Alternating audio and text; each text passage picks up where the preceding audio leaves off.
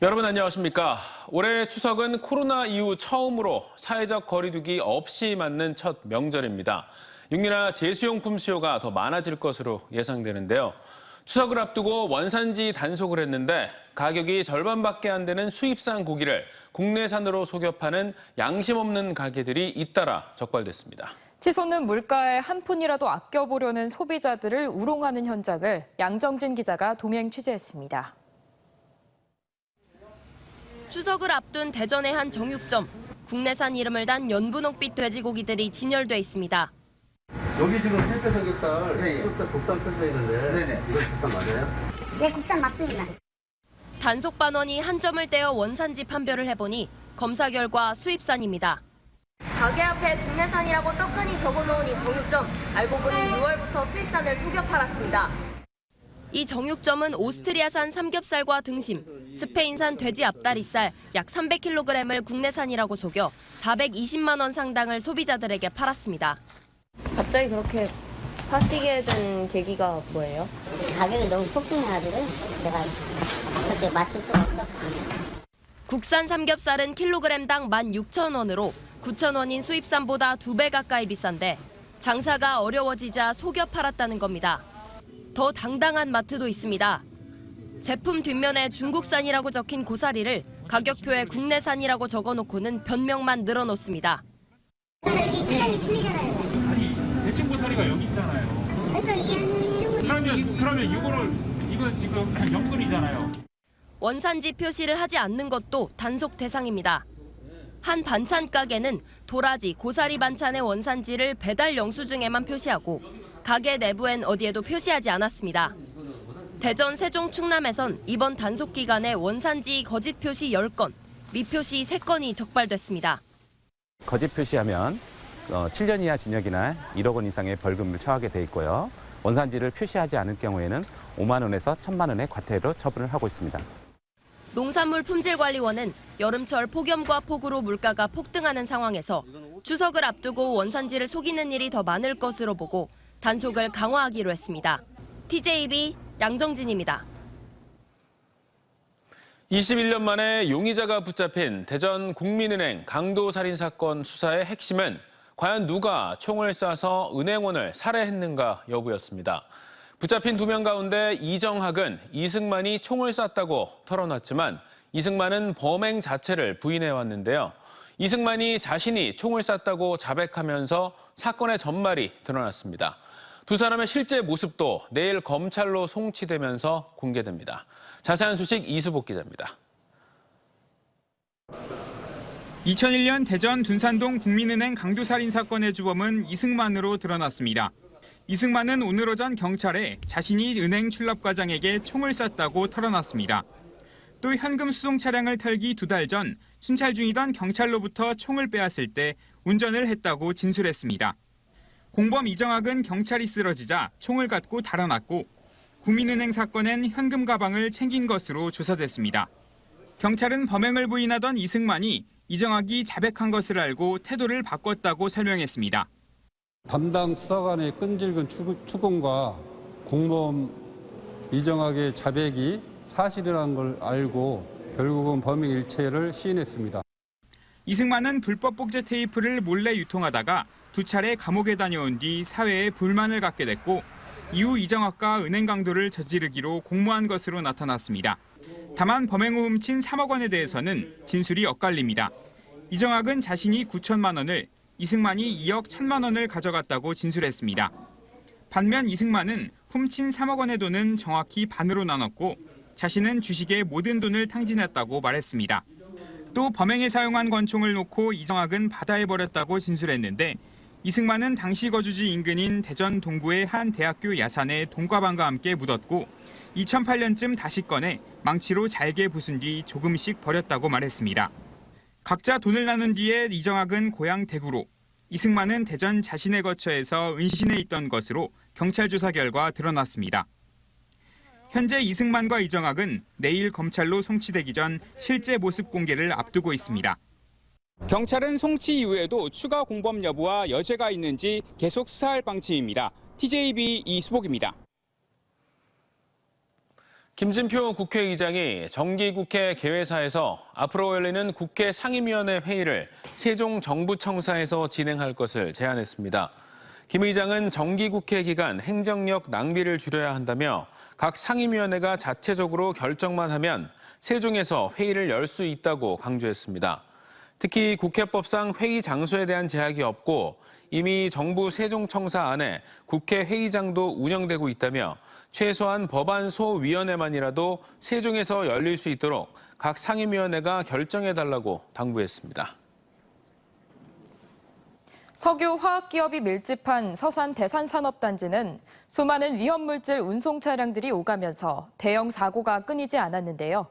서산시가 교통안전공단에 정보를 공유해 위험물 차량의 진입과 진출까지 모든 과정을 감시할 수 있는 추적 시스템을 도입하기로 했습니다. 사고 예방은 물론 사고 발생 시 신속한 대응에도 큰 도움이 될 것으로 기대됩니다. 강진원 기자가 전해드립니다. 지난 2019년 4월 대산 산업단지 도로에 독극물인 페놀 100여 리터가 쏟아져 나왔습니다. 25톤 탱크로리가 운행 중에 유출한 건데 이틀간 방제 작업이 펼쳐졌고 주민들은 두통으로 소하며 페놀 흡입으로 인한 2차 피해 공포에 떨었습니다. 석유화학기업이 밀집한 대산산단에는 하루 500여 대 유해 화학물질 운송 차량이 지나고 있고 특히 최근 3년간 위험물 노출과 운송 차량 전복 사고 등이 7차례 발생했습니다. 정유단지가 있다 보니까 큰 차량들이 많이 다니거든요. 사고 났을 때 유해물질이 많이 피해를 주지 않을까라는 걱정도 많습니다. 서산시와 한국교통안전공단이 손을 잡고 위험물질 운송 차량 추적 시스템을 가동합니다. 위험물 차량이 대산 산단 일원에 진입하면 교통안전공단이 사전에 갖고 있던 차량 정보를 실시간 서산시에 제공하는 겁니다. 대산 지역 교차로를 통과할 때마다 차량 번호와 위험물 종류, 적재량, 목적지 등 정보가 표출되며 특히 차량과 운전기사의 과거 이력도 알 수 있습니다. 운송 경로라든지 또 운행 중에 어떤 위험 상황에 대한 그런 정보를 저희가 실시간 모니터링하고 있고 그런 데이터를 축적하고 있습니다. 서산시는 이 같은 추적 감시망을 통해 사고를 예방할 뿐 아니라 사고 때에도 화학물질 성격에 맞춰 빠르고 효과적인 대응이 가능할 걸로 기대하고 있습니다. 차량들의 정보 같은 것들을 상시적으로 모니터링하고 사건, 사고가 났을 때 신속하게 대응할 수 있도록 함으로써 시민들의 생명과 재산을 보호하는 데 큰 기여를 할 수 있겠다. 교통안전공단과 지자체가 위험물 차량 정보를 공유해 감시 시스템을 도입하는 건 이번이 처음으로 다음 달 시범 운영을 거쳐 연말쯤 본격 가동에 들어갈 예정입니다. TJB 강진원입니다. 지난달 10일부터 사흘 동안 300mm 넘는 폭우로 피해를 본 보령시 청라면이 부여와 청양에 이어 특별 재난 지역에 추가로 선정됐습니다. 대통령실은 지난달 집중호우로 피해를 본 보령시 청라면 등 7개 지역을 특별 재난 지역으로 선포했습니다. 주택 침수와 도로 유실 등 269건의 수해를 입어 32억 7천여만 원의 재산 피해가 발생한 보령시 청라면은 정부의 특별 재난 지역 추가 선포를 건의한 바 있습니다.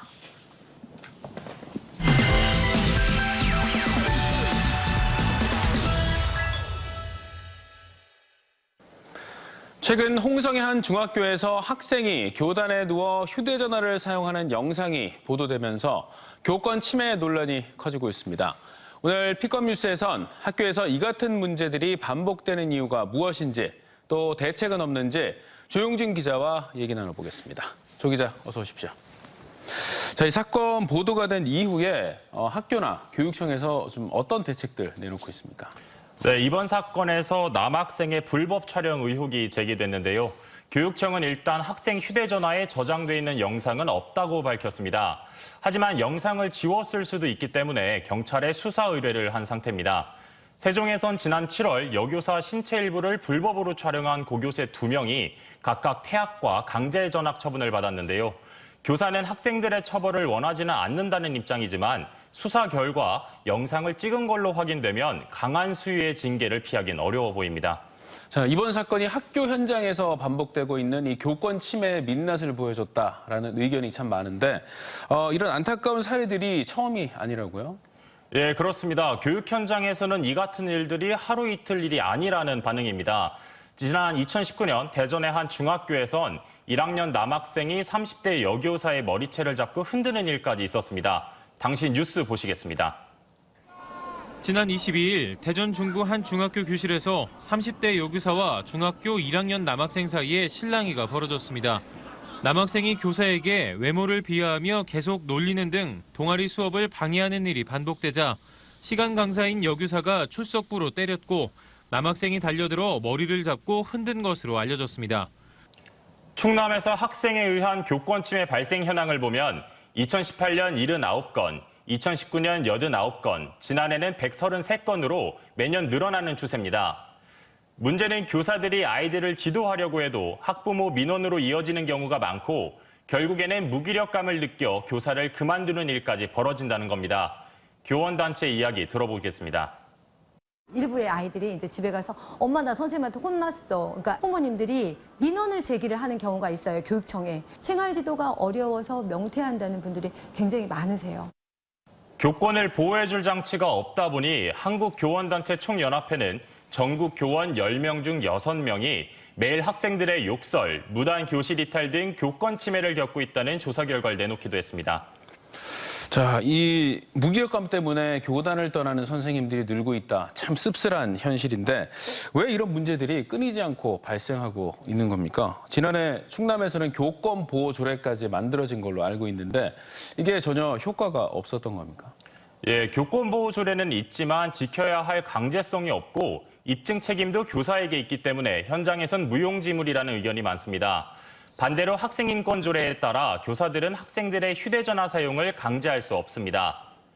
11조 정보접근법에 따르면 학교는 학생의 휴대전화 등 전자기기 소지를 금지해선 안 됩니다. 단 학칙에 따라 소지 시간이나 사용 범위를 제한할 수 있는데요. 문제가 발생한 홍성의 중학교도 교칙상 학생들은 등교 후 휴대전화를 제출해야 했지만 조례 때문에 권고일 뿐 강제할 수는 없었습니다. 학교가 학문을 배우는 곳만이 아니라 생활이나 인성교육도 함께 이루어지는 곳인데 이에 대한 고민도 부족했다는 목소리가 있습니다. 인터뷰 보시겠습니다. 현실적으로 진도를 나가다 보면 그 생활지도를 할 수 있는 기회도 적고 생활지도 내용이 훨씬 더 깊이가 있고 또 학생들에게 도움이 되는 실질적인 그런 내용으로 개선되어야 한다고 생각하고 있습니다. 조 기자, 지금이라도 이런 교권 침해를 좀 막기 위해서 대책 마련이 절실한 것 같은데 이 교육 현장에서 좀 어떤 대안들이 논의되고 있습니까? 네, 교원단체들은 반복되는 문제에 대한 근본적인 대책 마련을 촉구했습니다. 교권 침해가 있어도 즉각 제재할 수 없고 만일 제지를 하더라도 교사들이 처벌받을 수 있기 때문입니다. 교원단체 이야기 들어보시죠. 학생 인권을 침해하거나 아동학대를 하는 교사에 대한 단호한 조치가 필요하다. 반면에 정당한 교육 활동을 한 거에 대한 어떤 보호 장치도 분명히 필요하다.